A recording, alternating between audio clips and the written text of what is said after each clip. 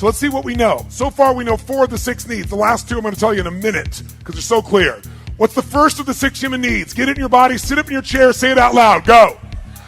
Certainty. Who has a need for certainty? Who?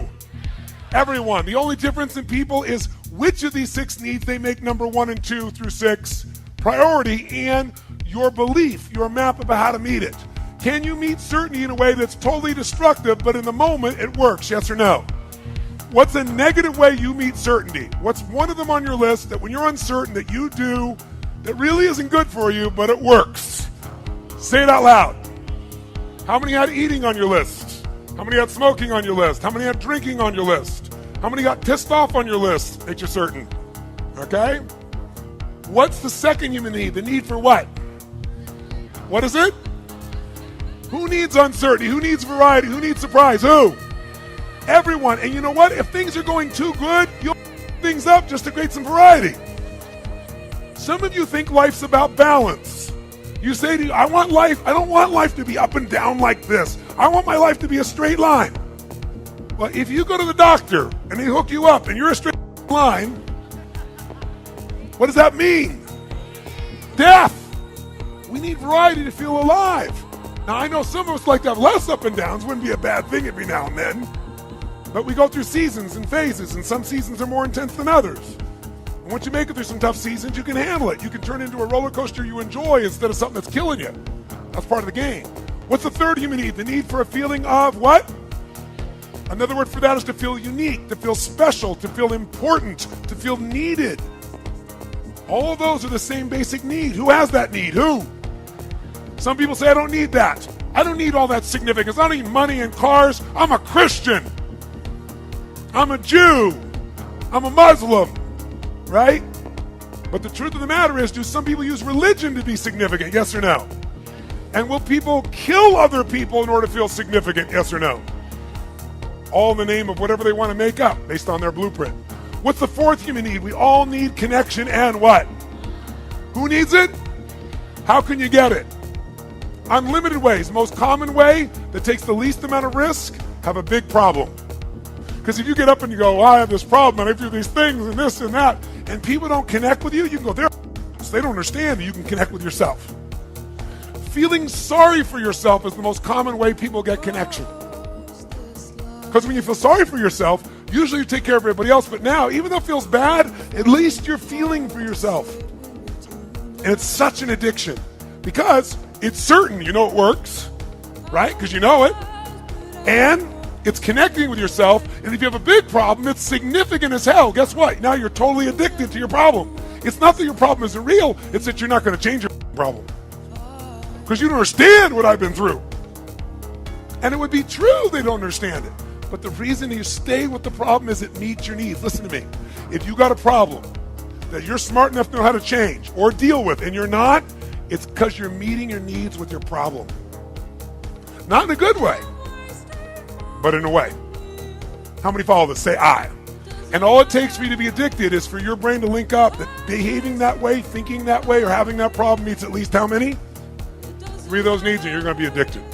Only way you're going to get out of it is get addicted to something better. Something that's good for you, good for others long term. Then you deserve to have your needs met. You just want to meet them in a better quality way. That's all. Make sense? Now, those first 4 needs, I call the needs of the personality.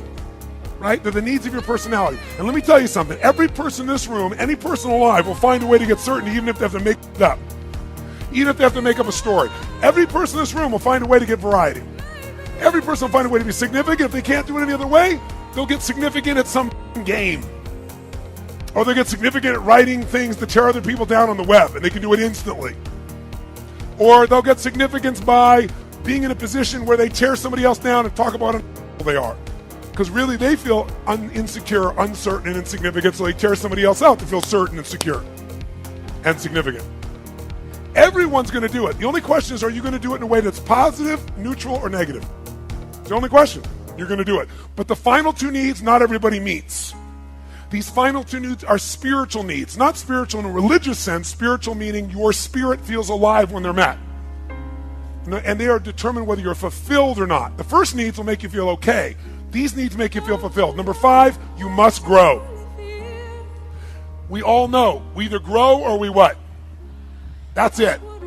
If your relationship isn't growing, it's dying. If your business is not growing, can you hold a business stagnant? Yes or no?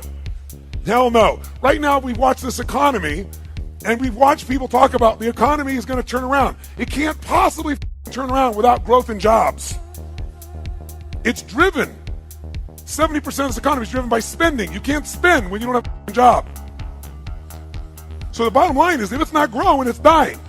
And by the way, some things die off so something new can grow. It's a season we're going through. It doesn't last forever. Summer's not forever. Fall's not forever. Dark-ass winters aren't forever. Now, how dark it is, this isn't forever. You know it and I know it.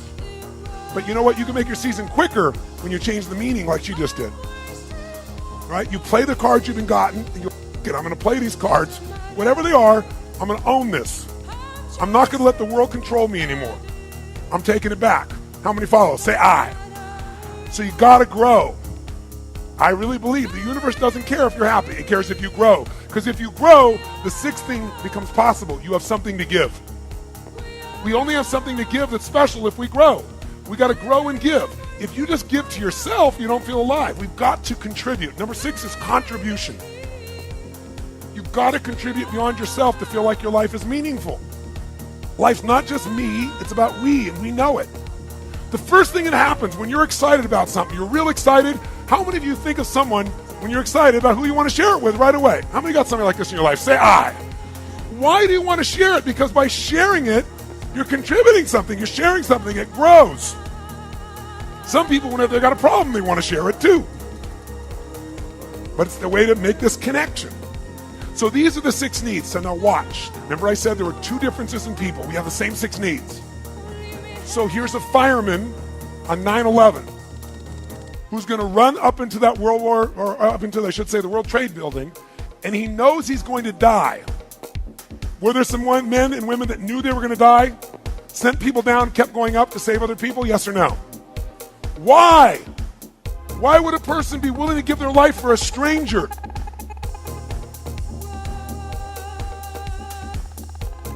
There's only 6 reasons. Take a wild guess which one you'll give your life up for. Significance, love, contribution. A mother or daughter will take the bullet themselves instead of let their child take them. That's love. That's a love most people don't know. Human beings have this incredible capacity to step outside themselves for something greater.